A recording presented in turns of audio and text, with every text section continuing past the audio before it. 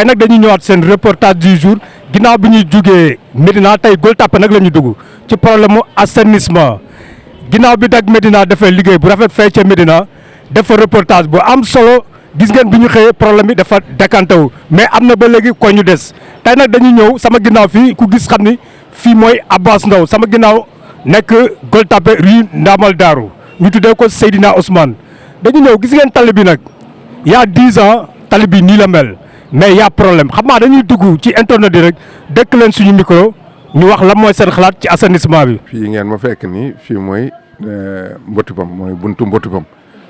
ñi ko gën a xam sax mooy kër Alié Codou Ndoye fii mooy rue 50 ci Gueule Tapée waaw man nag fi laa juddoo waaw fi laa juddoo. léegi nag papa problème assainissement bi daal moo ñu fi indi woon na nga gisee ak na ngeen ko dundee. waaw xam nga booy seet dañ ci am lu ñu métti xol lañ ci am parce que man je suis natif de Gueule Tapée koñ bi ma toog fi laa juddoo am naa 70 ans Gueule Tapée kon xam naa Gueule Tapée trottoir yi ngeen di seen gars yi ñoo ko fi defaroon en 54 55 boo xoolee bu baax sax ñu ngi ko ci marqué 1955 bi ñu dindee trottoir yi ba tey mën ñoo fexe ba defaraatal ñu trottoir yi te bu njëkk ci biir tali bu nekk amoon na égard boo xam ne ndox mi bu ñëwee rek day dem alors ñëw dafa mel ni dañ doon defar mais dañ yàq parce que tëj nañ regard yooyu yëpp léegi benn regard amatul ci tali yi amatul benn regard ndox mi dematul léegi ñu ñëw wax ne dañuy changer assainissement parce que nee nañu population dafa yokk mais bi ñu changer assainissement lañ fi indi lañ fi nekkoon na ko gën parce que toj nañu tali yi def nañu war a raccordé yi égout yi nekk ci buntu kër gi ak bi ñu defoon ci tali yi raccordé wuñu ko ndox mi di daan dem ak néew dematul léegi Gueule Tapée dafa gën a tilim trottoir yi ñu dindi ko teg ko ci kaw tali bi nit ñaa ngi ciy gaañu bi ñu ñëwee di defar genre trottoir yii ñu def jël ay bant di couler les populations di non ñu bàyyi coulage boobu bàyyi fi trottoir dem seeneen ba tey kenn ñëwatu fi. métti rek ndax mënoo fee jaar te amoo tolof dèjà gis nga sunu tànk yi ni mu mel liggéey bi c'est difficile waaw ñoom ñu war a topp la daal mais pas élection jot rek ñu def leen ne après dem bàyyi ñu suñu dëkk parce que lii métti na trop bu dul fii ak feneen foo mën a dem da ngay jaar bay bëgg a dee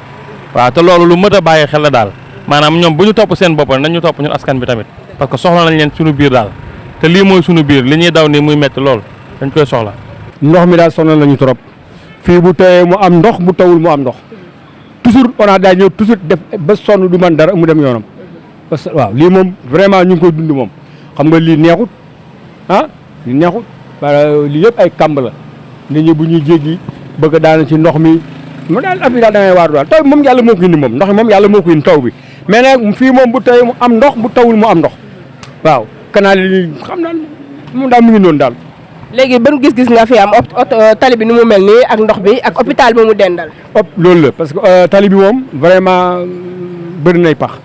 te hôpital bi mu dendal normalement warta am affaire salté yi waru ko am waaw xam naa mi ñu jàppale daal dimbali ñu daal defar ndox mi ba ndox mi du fi taa. parce que fii dañoo am tendance dañuy liggéey ba noppi dañuy def ay travaux ba noppi après du am suivi quoi suivi bi mooy nga liggéey ba pare bon nga remettre les choses à leur place quoi ni mu war a mel mais non dañuy pare. comme africain rek taf yëngal mais lii moom vraiment non seulement ñun ni dañuy déranger yooyu day gën a yokk fii avec la saison des pluies de deux nit day bëgg a aw nii sañse oto yi dañuy yàq sa yére quoi te lii nii defe naa ne c'est pas méchant quoi 2 jours ñu defar ko remettre les choses à leur place tali bi yëpp normal te fii lay commencé ba fay amul fenn foo xam ne tali bi dafa baax fii bon précisément fii mooy la rue 67 angle 50 mais am nañ problème daal problème mu lii surtout ak taw bi ndox bi di fi taa bon day yàq sanc nit ñi quoi. xoolal Gueule Tapée ni mu tilime nga xam ne Gueule Tapée ci sanc yi jëkk ci Dakar la li tax mu tudd Mbotipam c'était les lébu ñoo dëkkoon en ville ñoo dëkkoon Mbot alors bi ñu soxlaa centre ville ba pour def ko une capitale ci lañ leen toxal indi leen fii alors loolu kon fii ci premier sancu Ndakaaru la pourquoi mu war a mën a mel ni parce que ils ont délaissé la Gueule Tapée bon amaguñu chance nag ku ñëw defaral ñu ko xamuñu ku yor ces travaux mais vraiment nous ne sommes pas contents nañu. mais li ma bëgg laajte mooy ñi yor travaux yi en principe waroon na ñëw ci population wax leen lu waral liggéey bi est-ce que am ngeen information yooyu. am na période boo xam ne jëloon nañu ñaari maire yoo xam ne ay bàjjenu gox lañu.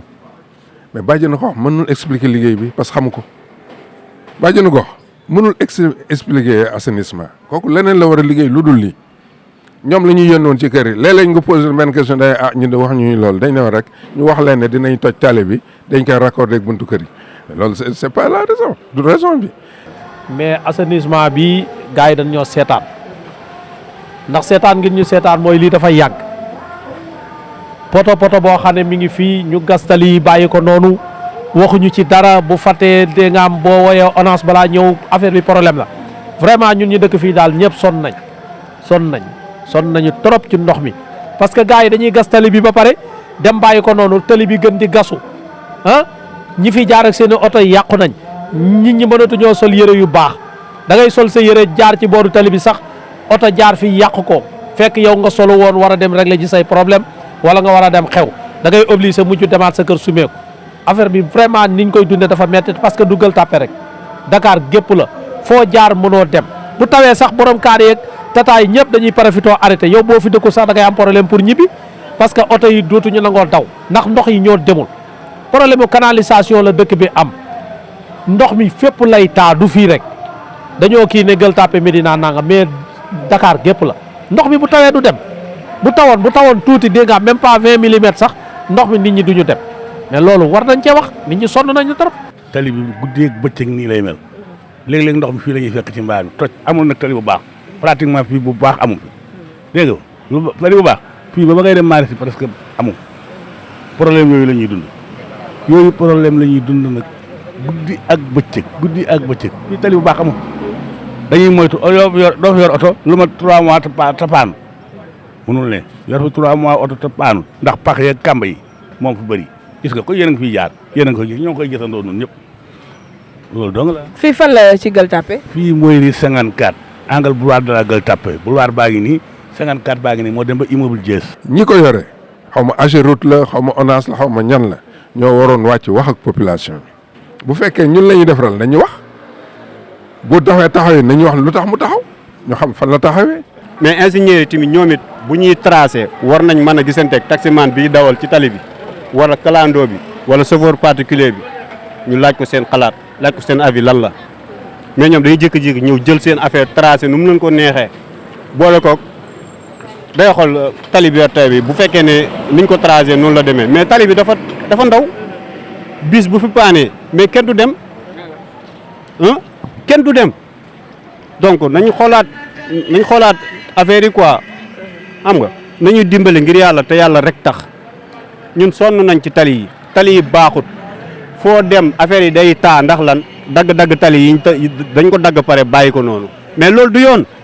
nañ ci dimbale ngir yàlla te yàlla tax. li ci mujj am daal mooy bi ñu ñëwee ñoom bëgg a annulé trottoir yi bëgg fa def seen genre coul bi ci lañ la wax ne du fi amee boo ñu mënul dellu trottoir ngeen bàyyi ko mu mel ne loolu da leen naqari ñu bàyyi fi loolu bant yi ñu fi indoon ba tey mu ngi fi defar nañu trottoir bàyyi ko xale yaa ngi ciy gaañ am na soo xam ne ñu ngi jël trottoir yi sax di ko yóbbu alors qu'est-ce qu'ils disent ne liggéey boobu dafa metti duñ ko mën defaraat loolu mooy lan kenn déggul loolu kon assainiruñu vraiment assainissement amu fi gisuñu ko bokk parce que Gueule Tapée mu ngi tilim ba tey. kon mbokk yi tey gis ngeen problème mu assainissement bi ni ko waa Gueule Tapée dundee tey nag dañoo ñëwaatoon fi nga xamante ne mooy Gueule Tapée comme niñ ko defee woon la fois passée ci Médina mooy problème mu assainissement bi ba tey askan bi nuñ ko dundee ak nuñ koy dundee ak nuñ koy jooytoo gis ngeen góor gi lu mu wax dégg ngeen taximaan yi nuñ ko wax ak nuñ koy dundee ñoom daanaka métti na ci ñoom ñëpp ak ñu fi dëkk tamit ku yor projet bi nag xamuñu mais bëgg nañ daal ku ci mën toon mu jàppale askan bi fi dëkk jàmm ak jàmm ba beneen yoon.